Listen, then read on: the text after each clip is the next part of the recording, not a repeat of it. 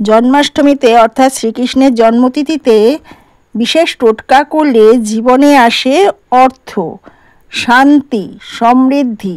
আজকের ভিডিওতে আমি আপনাদের জানাবো জন্মাষ্টমীর দিনে কোন সহজ টোটকা করলে আপনাদের ভাগ্য খুলে যাবে, মিলবে অর্থলাভ, সন্তান লাভ আর জীবনে আসবে সুখ শান্তি।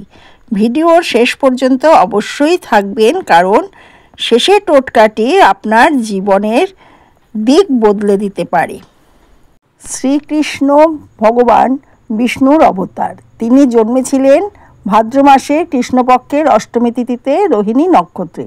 এবছর জন্মাষ্টমী পূজা শুরু হবে 15ই আগস্ট রাত্রি 1:17 থেকে 16ই আগস্ট 10:49 পর্যন্ত। এই সময়ে শ্রীকৃষ্ণের আরাধনা করলে সব মনস্কামনা পূরণ হয়। শাস্ত্রমতে এই দিনে উপবাস, ভজন, সন্ধ্যা ও নির্দিষ্ট টোটকা করলে দ্বিগুণ কৃপা লাভ করা যায়। এই দিনে স্নান করে পরিষ্কার কাপড় পরে গোপালের মূর্তির সামনে 12টি তুলসী পাতা ও 1 বাটি মাখন রাখুন।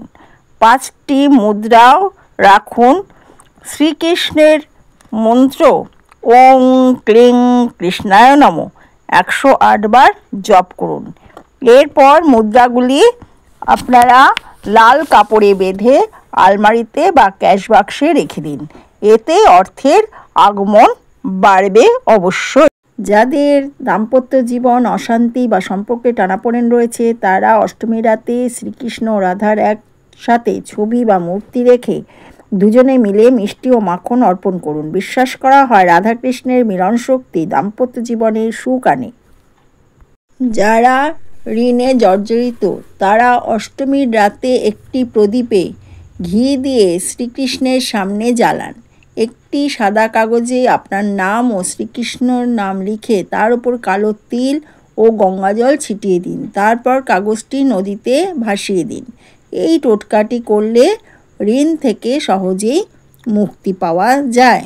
যাদের সন্তান হয়নি বা সন্তান খারাপ হয়ে যাচ্ছে, তারা এই টোটকাটি করবেন। অষ্টমী রাতে একটি গোপাল মূর্তিকে দুধ, মাখন, মিষ্টি দিয়ে স্নান করিয়ে নতুন বস্ত্র পরিয়ে তুলসী পাতা অর্পণ করুন। শাস্ত্রে বলা হয়েছে, অষ্টমীর মধ্যরাতে যখন শ্রীকৃষ্ণ জন্মলাভ করেন, তখন ভক্তরা যদি শ্রীকৃষ্ণের মূর্তিতে মাখন, মিছরি, তুলসী দিয়ে হরে কৃষ্ণ মন্ত্র 100 বার জপ করেন, তাহলে জীবনের সব দরজা খুলে যায়। এতে জীবনে ভাগ্যের উদয় হয় ও বড় পরিবর্তন হয় নিশ্চিত। বন্ধুরা, জন্মাষ্টমী শুধু উৎসব নয়, এটি এক মহাশক্তিধর আধ্যাত্মিক দিন। আজ আমি যে টোটকাগুলো বললাম, আপনারা নিষ্ঠা সহকারে করলে অবশ্যই ফল পাবেন। মনে রাখবেন, ভক্তি সহকারে প্রতিটি টোটকা ফল বহুগুণ বাড়ে। আমার ভিডিওটি ভালো লাগলে লাইক, কমেন্ট, শেয়ার করে দেবেন।